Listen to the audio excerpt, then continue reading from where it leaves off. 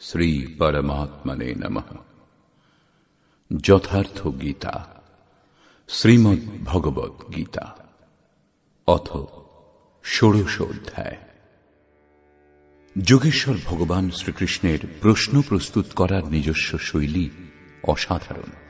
প্রথমে তিনি প্রকরণের বিশেষত্বের উল্লেখ করেন, যার ফলে জিজ্ঞাসুগণ সে বিষয়ে জানার জন্য আগ্রহান্বিত হন। তারপর তিনি সেই প্রকরণ স্পষ্ট করেন। উদাহরণ হিসেবে কর্মকে নিন। তিনি দ্বিতীয় অধ্যায়ে প্রেরণা দিয়েছেন, অর্জুন কর্ম করো। তৃতীয় অধ্যায়ে ইঙ্গিত করেছেন, নির্ধারিত কর্ম করো। নির্ধারিত কর্ম কি? তখন বলেছেন, যজ্ঞের প্রক্রিয়ায় কর্ম। তারপর যজ্ঞের স্বরূপ কি তা না বলে যজ্ঞের উৎপত্তি হল কোত্থেকে এবং যজ্ঞ থেকে আমরা কি ফললাভ করি আগে তা বললেন। চতুর্থ অধ্যায়ে 13-14টি বিধির মাধ্যমে যজ্ঞের স্বরূপ স্পষ্ট করেছেন। যজ্ঞকেই কর্ম বলেছেন। এখানে কর্ম কি তা স্পষ্ট হয়েছে, যা শুদ্ধ অর্থ আরাধনা, যোগ চিন্তন, যা মন ও ইন্দ্রিয় সমূহের ক্রিয়া দ্বারা সম্পন্ন হয়। এইরূপ তিনি নবম অধ্যায়ে দৈবী ও আসুরী প্রবৃত্তির উল্লেখ করেছেন। এদের বিশেষত্ব বলেছেন যে, অর্জুন, যাদের স্বভাব আসুরী তারা আমাকে তুচ্ছ ব্যক্তি বলে অবজ্ঞা করে। মনুষ্য দেহ আশ্রয়পূর্বক ব্যবহার করি, কারণ মনুষ্য দেহেই আমি এই স্থিতি লাভ করেছি। কিন্তু আসুরী স্বভাব যাদের, সেই মূঢ়গণ আমাকে ভজনা করে না। দৈবী সম্পদযুক্ত ভক্তগণ অনন্য চিত্তে আমাকে ভজনা করেন। এখনো পর্যন্ত এই দুটি প্রবৃত্তির স্বরূপ, এদের গঠন সম্বন্ধে বলা হয়নি। এখন বর্তমান অধ্যায়ে যোগেশ্বর এদের স্বরূপ স্পষ্ট করবেন। উভয়ের মধ্যে আগে দৈবী সম্পদের লক্ষণ সম্বন্ধে বলছেন। শ্রী ভগবান উবাচ।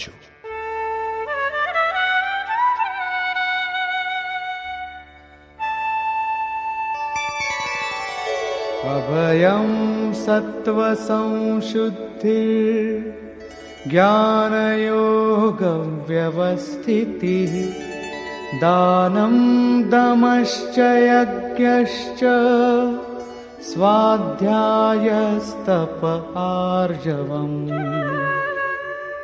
ভয় শূন্য, অন্তঃকরণের শুদ্ধতা, তত্ত্বজ্ঞানের জন্য ধ্যানে অচল স্থিতি অথবা নিরন্তর একাগ্রতা, সর্বস্বের সমর্পণ, উত্তম রূপে ইন্দ্রিয় সমূহের দমন, যজ্ঞের আচরণ, যেরূপ স্বয়ং শ্রীকৃষ্ণ চতুর্থ অধ্যায় বলেছেন।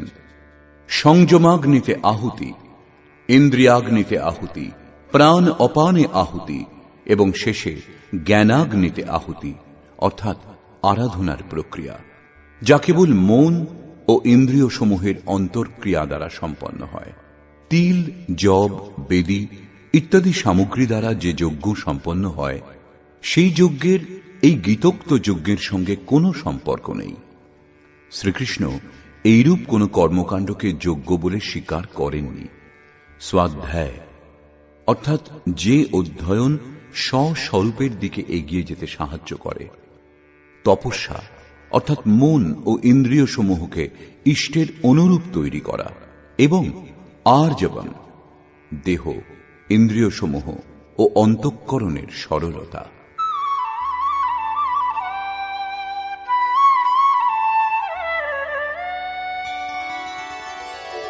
অহিংসা সত্যম ক্রোধস ত্যাগঃ শান্তিরপৈশুনম দয়া ভূতেষ্বলোলুপ্ত্বম মার্দবম ধীরচাপলম। অহিংসা অর্থাৎ আত্মার উদ্ধার, আত্মাকে অধোগতিতে নিয়ে যাওয়াই হিংসা। শ্রীকৃষ্ণ বলছেন, যদি আমি সাবধান হয়ে কর্ম না করি, তাহলে এই সকল প্রজার হননকর্তা এবং বর্ণ সংকরের কর্তা হব। আত্মার শুদ্ধ বর্ণ হল পরমাত্মা। আত্মা যখন প্রকৃতির মধ্যে দিগ্ভ্রান্ত হয়, তখনই বর্ণ সংকর উৎপন্ন হয়। আত্মার হিংসা একেই বলা হয়, এবং আত্মার উদ্ধার করাকে অহিংসা বলা হয়। সত্য, সত্যের তাৎপর্য যথার্থ ও প্রিয় বাক্য নয়। আপনি যদি বলেন এই বস্ত্রটি আমার, তাহলে কি আপনি সত্যি বলছেন? এর থেকে বড় মিথ্যা আর কি হবে? দেহটাই যখন আপনার নয়, নশ্বর, তখন এই দেহ আবৃত করার বস্ত্র আপনার কি করে হতে পারে? বস্তুত যোগেশ্বর স্বয়ং সত্যের স্বরূপ বলেছেন যে, অর্জুন, সত্য বস্তুর তিন কালে অভাব নেই। এই আত্মাই সত্য, পরম সত্য। এই সত্যে দৃষ্টি স্থির করা, ক্রোধহীনতা, সর্বস্বের সমর্পণ, শুভাশুভ কর্মফলের ত্যাগ, চিত্তচাঞ্চল্যের অভাব, লক্ষ্যের বিপরীত নিন্দিত কাজ না করা, সর্বভূতে দয়া, ইন্দ্রিয়সমূহ বিষয়ের সঙ্গে সংযুক্ত হলেও বিষয়ে আসক্তির অভাব, কোমলতা, লক্ষ্য থেকে বিমুখ হতে লজ্জা, ব্যর্থ চেষ্টার অভাব, এবং তেজঃ ক্ষমা ধৃতি শৌচম অদ্রোহো নাতিমানিতা ভবন্তি সম্পদম দৈবীম অভিজাতস্য ভারত। তেজ, যা একমাত্র ঈশ্বরে আছে, তার তেজে যিনি কার্য করেন। মহাত্মা বুদ্ধের দৃষ্টি নিক্ষেপ মাত্র অঙ্গুলিমালের বিচারে পরিবর্তন হয়েছিল। সেই তেজের জন্য এই রূপ সম্ভব হয়েছিল, যার দ্বারা কল্যাণ হয়। এই তেজ বুদ্ধের মধ্যে ছিল। ক্ষমা, ধৈর্য, শুদ্ধি, অবৈরী ভাব, পূজনীয় হবার ভাব যার মধ্যে নেই। হে অর্জুন, দৈবী সম্পদ প্রাপ্ত পুরুষের মধ্যে এই লক্ষণ দেখা যায়। এইভাবে 26টি লক্ষণ বললেন, যা সাধনাতে পরিপক্ক পুরুষের মধ্যেই থাকা সম্ভব, এবং আংশিক রূপে আপনার মধ্যেও আছে। এবং আসুরী প্রবৃত্তি যাদের মধ্যে বিশেষ রূপে সক্রিয়, এইরূপ মানুষের মধ্যেও এই সব গুণ আছে, কিন্তু প্রসুপ্ত অবস্থাতে। তবেই তো ঘোর পাপীও কল্যাণের অধিকারী। এখানে আসুরী সম্পদের প্রমুখ লক্ষণ বলছেন। দম্ভো দর্পোऽভিমানশ্চ ক্রোধঃ পারুষ্যমেব চ অজ্ঞানং চাভিজাতস্য পার্থ সম্পদমাসুরীম। হে পার্থ, দম্ভ, দর্প, অভিমান, ক্রোধ, কঠোর বাক্য ও অজ্ঞান, এগুলি আসুরী সম্পদ প্রাপ্ত পুরুষের লক্ষণ। এই দুই সম্পদের কাজ কি? দৈবী সম্পদ বিমোক্ষায় নিবন্ধায় আসুরীমতা মা শুচঃ সম্পদম দৈবী অভিজাতোসি পাণ্ডব। এই দুই সম্পদের মধ্যে দৈবী সম্পদ বিমোক্ষায়, মুক্তির কারণ, এবং আসুরী সম্পদ বন্ধনের কারণ বলা হয়েছে। হে অর্জুন, শোক করো না, কারণ তুমি দৈবী সম্পদ প্রাপ্ত পুরুষ। মুক্তি লাভ করবে, অর্থাৎ আমাকে লাভ করবে। সেই সম্পদ দুটি কোথায় থাকে?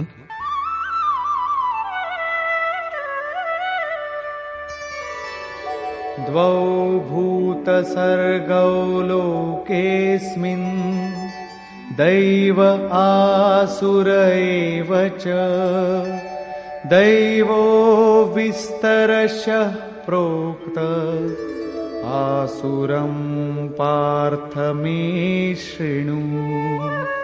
হে অর্জুন, এই লোকে ভূতগণের স্বভাব দুই প্রকারের হয়, দেব স্বভাব এবং অসুর স্বভাব।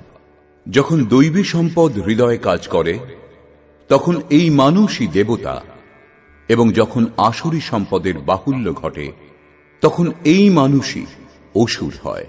সৃষ্টিতে কেবল এই দুটি জাতিরই মানুষ বিদ্যমান। তার জন্ম আরব দেশ অথবা অস্ট্রেলিয়া যেখানেই হয়ে থাকুক, তিনি এই দুটির মধ্যেই কোনো একটি সম্পদ যুক্ত হবেন। এখন পর্যন্ত দেব স্বভাব সম্বন্ধেই বিস্তারিতভাবে বলা হয়েছে। এবার অসুর স্বভাব সম্বন্ধে আমার কাছে শোনো। প্রবৃত্তিঞ্চ নিবৃত্তিঞ্চ জনা ন বিদুরাসুরাঃ ন শৌচম নাপি চাচারো ন সত্যম তেষু বিদ্যতে। হে অর্জুন, অসুর স্বভাব বিশিষ্ট ব্যক্তিগণ কার্যম কর্মে প্রবৃত্ত এবং অকর্তব্য কাজ থেকে নিবৃত্ত হতে জানে না। সেই জন্য তাদের মধ্যে শুদ্ধি থাকে না, আচরণ এবং সত্যও থাকে না। ওই ব্যক্তিগণের বিচারধারা কিরূপ হয়? असत्यम प्रतिष्ठं ते जगदाहुरनीश्वरम्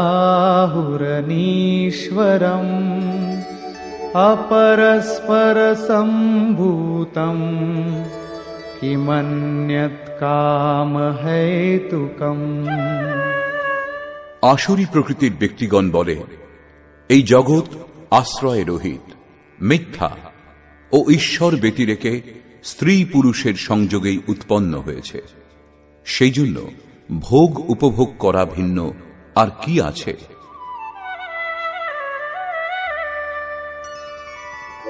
एतां दृष्टिमवष्टभ्य नष्टात्मानोऽल्पबुद्धयः प्रभवन्त्युग्रकर्माणः क्षयाय जगतो हिताः। এই মিথ্যা দৃষ্টিকোণ আশ্রয় করে যাদের স্বভাব নষ্ট হয়েছে, সেই অল্পবুদ্ধি, অনিষ্টকারী ও ক্রূর কর্মা ব্যক্তিগণ জগতের বিনাশের জন্য জন্মগ্রহণ করে। काममाश्रित्य दुष्पूरम् दम्भमानमदान्विताः मोहाद् गृहीत्वात् सद्ग्राहान् प्रवर्तन्ते शुचिव्रताः।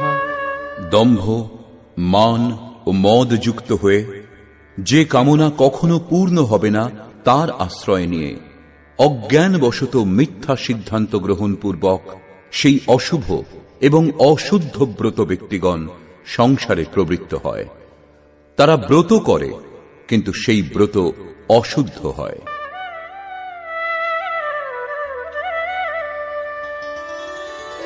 চিন্তাম পরিমেয়াঞ্চ প্রলয়ান্তামুপাশ্রিতাঃ কামোপভোগপরমা এতাবদিতি নিশ্চিতাঃ। তারা মৃত্যুকাল পর্যন্ত অনন্ত চিন্তার আশ্রয় গ্রহণ করে, বিষয় ভোগের জন্য তৎপর, আনন্দ এইটুকু এইরূপ চিন্তা করে। তারা এই রীতি অনুসরণ করে যে যতদূর সম্ভব ভোগ সংগ্রহ করো, এ ছাড়া কিছু নেই।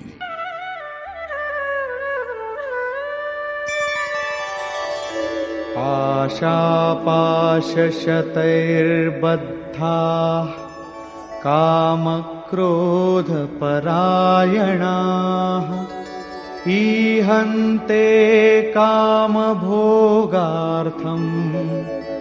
अन्यायेनार्थसञ्चयान्। শত শত আশারূপ ফাঁসে আবদ্ধ, একটা ফাঁসেই মানুষের মৃত্যু হয়। এখানে শত শত ফাঁস দ্বারা কাম ও ক্রোধের অধীন হয়ে তারা বিষয় ভোগের জন্য অন্যায়পূর্বক ধনাদি বহু পদার্থ সংগ্রহের চেষ্টা করে। ধনের জন্য তারা দিবারাত্রি অসামাজিক কাজে প্রবৃত্ত থাকে। আরো বলছেন, ইদমদ্য ময়া লব্ধম ইমং প্রাপ্স্যে মনোরথম ইদমস্তিদমপি মে ভবিষ্যতি পুনর্ধনম। তারা চিন্তা করে, আজ আমার এই লাভ হয়েছে, এই মনোরথ ভবিষ্যতে পূর্ণ হবে। আজ আমার এত ধন আছে, এত ধন ভবিষ্যতে লাভ হবে। असौ मया हतः शत्रुः हनिष्ये चापरानपि ईश्वरोऽहमहं भोगी सिद्धोऽहं बलवान् सुखी। এই শত্রু আমি নাশ করেছি এবং অন্য শত্রু সকলও নাশ করব। আমি ঈশ্বর ও ঐশ্বর্য ভোগী, আমি পুরুষার্থ সম্পন্ন, বলবান ও সুখী। आढ्योऽभिजनवानस्मि कोऽन्योऽस्ति सदृशो मया यक्ष्ये दास्यामि मोदिष्य इत्यज्ञानविमोहिताः। আমি ধনী ও বিশাল পরিবার ভুক্ত, আমার সমান আর কে আছে? আমি যজ্ঞ করব, দান করব, আনন্দ করব। এই রূপে অসুর স্বভাব ব্যক্তিগণ অজ্ঞান মুগ্ধ হয়। তাহলে যজ্ঞ দান কি অজ্ঞান? এই প্রসঙ্গে 17 সংখ্যক শ্লোকে বলা হয়েছে। এর পরেও তারা স্থির হয় না, পরন্তু বহু প্রাপ্তির মধ্যে থাকে। এই প্রসঙ্গে বলছেন,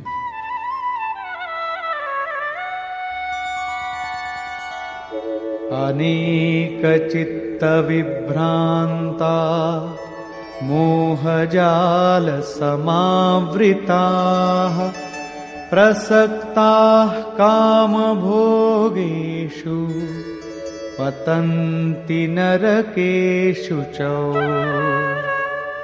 বহু সংকল্পে বিক্ষিপ্ত চিত্ত, মোহজালে জড়িত এবং বিষয় ভোগে আসক্ত হয়ে সেই অসুর স্বভাব ব্যক্তিগণ অপবিত্র নরকে পতিত হয়।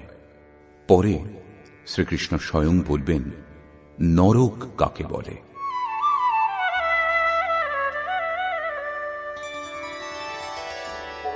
आत्मसम्भाविता स्तब्धा धनमानमदान्विताः यजन्ते नाम यज्ञैस्ते दम्भेनाविधिपूर्वकम्।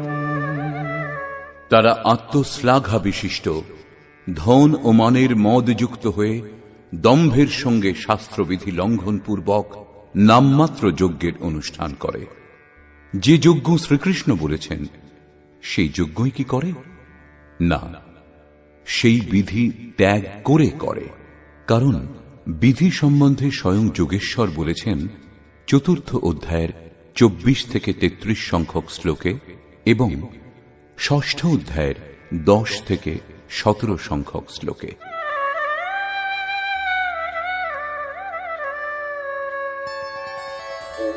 अहंकारं बलं दर्पं कामं क्रोधं च संश्रिताः मामात्मपरदेहेषु प्रद्विषन्तोऽभ्यसूयकाः। তারা অন্যের নিন্দা করে এবং অহংকার, বল, দর্প, কামনা ও ক্রোধ আশ্রয়পূর্বক স্বীয় দেহে ও অপর দেহে অবস্থিত আমাকে অর্থাৎ অন্তর্যামী পরমাত্মাকে দেশ করে। শাস্ত্রবিধি অনুযায়ী পরমাত্মাকে স্মরণ করা এক প্রকারের যজ্ঞ। শাস্ত্রবিধি ত্যাগ করে যারা নামমাত্র যজ্ঞের অনুষ্ঠান করে, যজ্ঞের নাম করে কোনো না কোনো অনুষ্ঠান করতেই থাকে, তারা স্বীয় দেহে ও অপর দেহে অবস্থিত আমাকে পরমাত্মাকে দেশ করে। মানুষ দেশ করেই আর রেহাইও পায়। এরাও কি নিস্তার পাবে? এই প্রসঙ্গে বলছেন না। तानहं द्विषतः क्रूरान् संसारेषु नराधमान् क्षिपाम्यजस्रमशुभान् आसुरीष्वेव योनिषु আমাকে দেশ করে যারা, সেই পাপাচারী ক্রূরকর্মা নরাধমগণকে আমি সংসারে আসুর যোনিতে পুনঃ পুনঃ নিক্ষেপ করি। যারা শাস্ত্রবিধি ত্যাগ করে যজন করে তারা পাপ যোনি, তারাই মনুষ্য মধ্যে অধম। এদেরই ক্রূরকর্মা বলা হয়েছে, অন্য কেউ অধম নয়। পূর্বে বলেছেন এইরূপ অধমগণকে আমি নরকে নিক্ষেপ করি, একেই নরক বলা হয়। সাধারণ জেলের যাতনাই ভয়ঙ্কর হয়, এখানে বারংবার আসুর যোনিতে নিক্ষিপ্তের ক্রম কত পীড়াদায়ক হবে। অতএব দৈবী সম্পদ অর্জন করার জন্য প্রযত্নশীল হওয়া উচিত।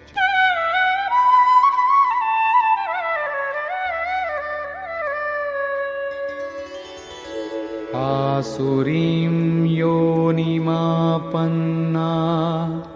मूढा जन्मनि जन्मनि मामप्राप्यैव कौन्तेय ततो यान्त्यधमां गतिम्।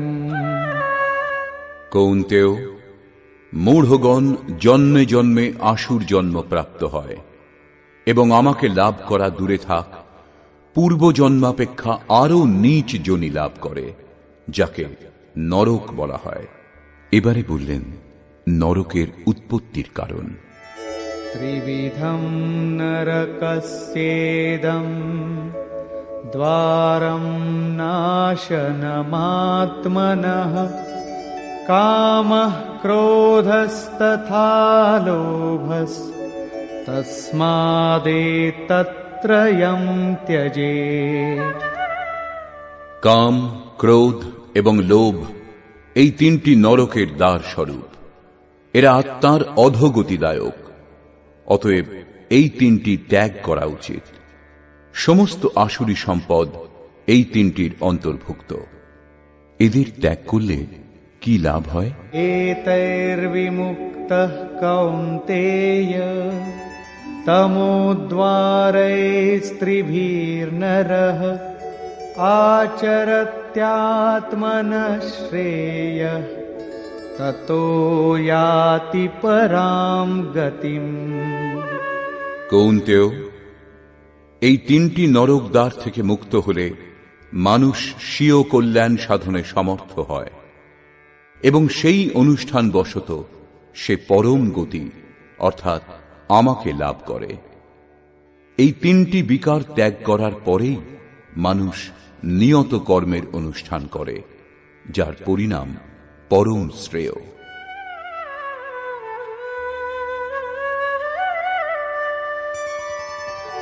यशास्त्रविधिमुत्सृज्य वर्तते कामकारतः न स सिद्धिमवाप्नोति न सुखं न परां गतिम्। যিনি উপরোক্ত শাস্ত্রীয় বিধি উল্লঙ্ঘন পূর্বক, অন্য কোন শাস্ত্র নয়, এটি গুহ্যতমম শাস্ত্রম ইদমুক্তম ময়া নঘ, গীতা স্বয়ং পূর্ণ শাস্ত্র, স্বেচ্ছাচারী হয়ে বিহিতের আচরণ করেন না অথচ নিষিদ্ধের আচরণ করেন, তিনি সিদ্ধি লাভের যোগ্য হন না, তিনি পরম গতি এবং সুখ লাভ করতে পারেন না।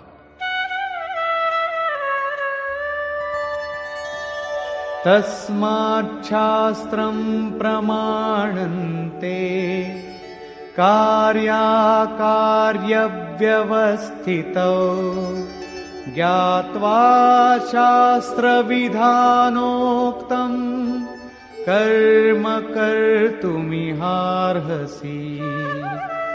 অতএব অর্জুন, কর্তব্য ও অকর্তব্য নির্ধারণে কি করা উচিত কি করা উচিত নয়, শাস্ত্রই এ বিষয়ে তোমার জ্ঞাপক।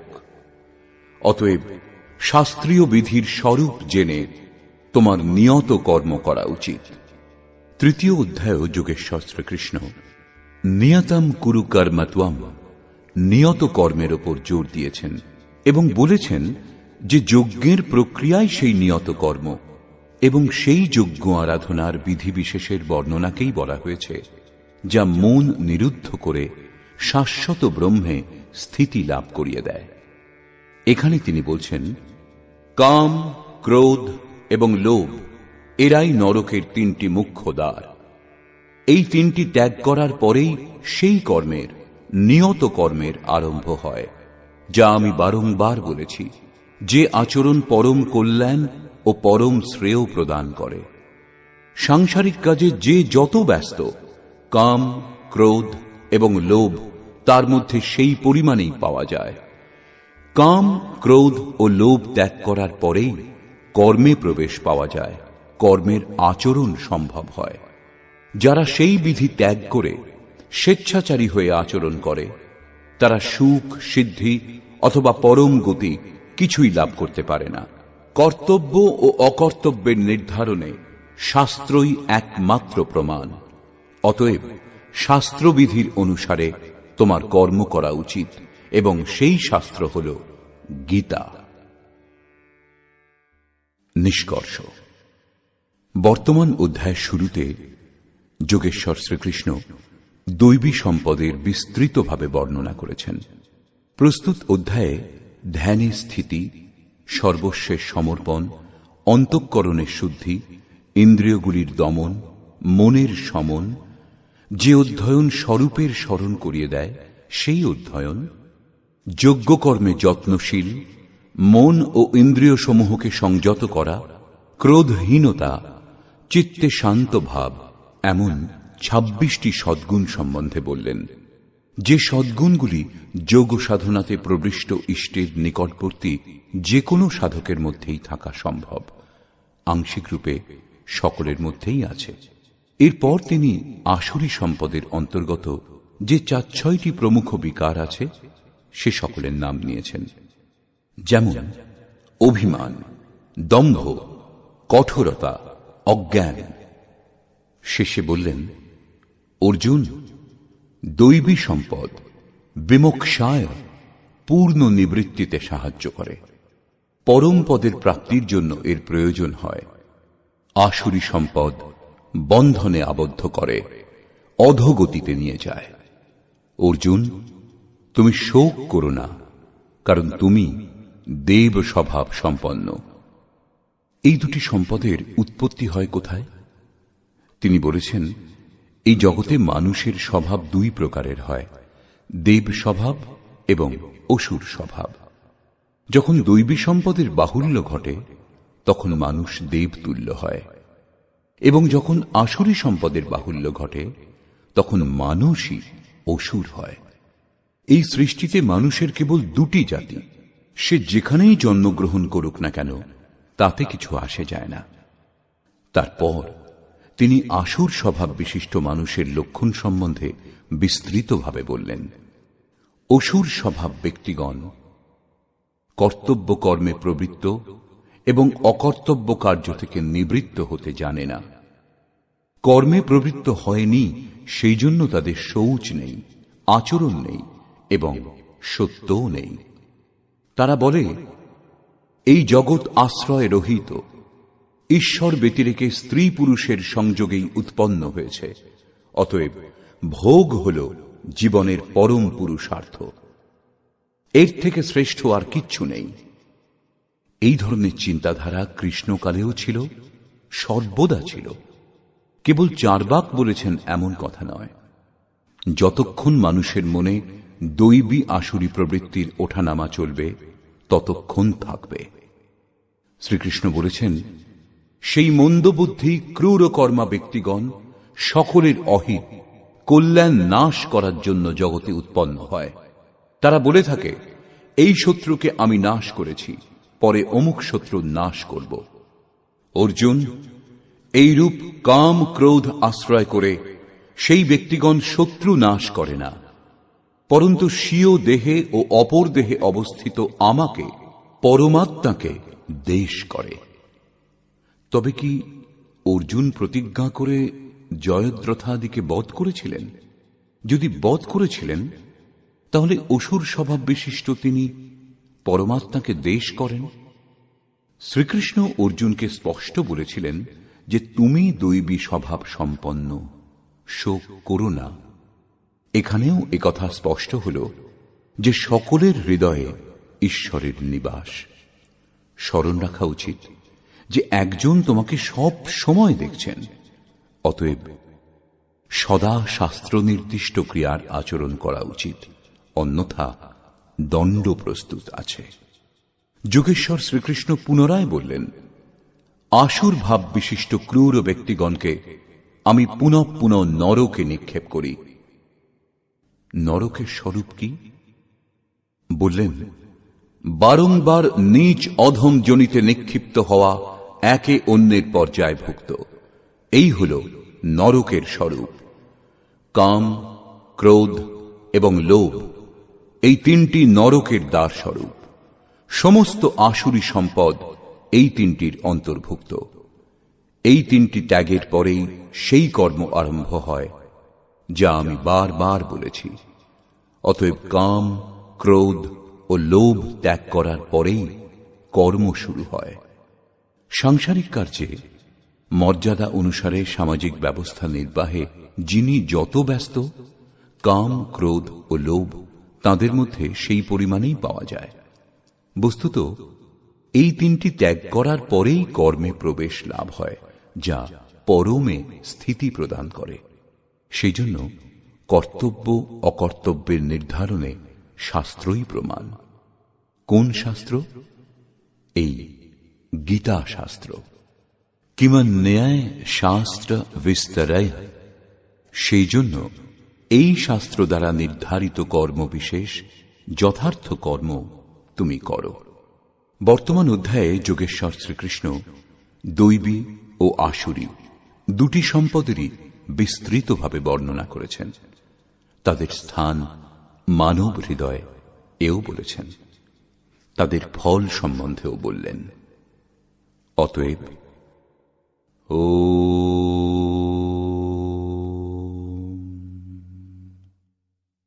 এই প্রকার শ্রীমদ্ ভগবদ্ গীতারূপী উপনিষদ এবং ব্রহ্মবিদ্যা তথা যোগ শাস্ত্র বিষয়ক শ্রীকৃষ্ণ ও অর্জুনের সংবাদে দৈবাসুর সম্পদ বিভাগ যোগ নামক ১৬ অধ্যায় পূর্ণ হল। এই প্রকার শ্রীমৎ পরমহংস পরমানন্দজির শিষ্য স্বামী অর্গড়ানন্দকৃত শ্রীমদ্ ভগবদ্ গীতার ভাষ্য যথার্থ গীতাতে দৈবাসুর সম্পদ বিভাগ যোগ নামক ষষ্ঠদশ অধ্যায় সমাপ্ত হল। হরি ওম তৎসৎ।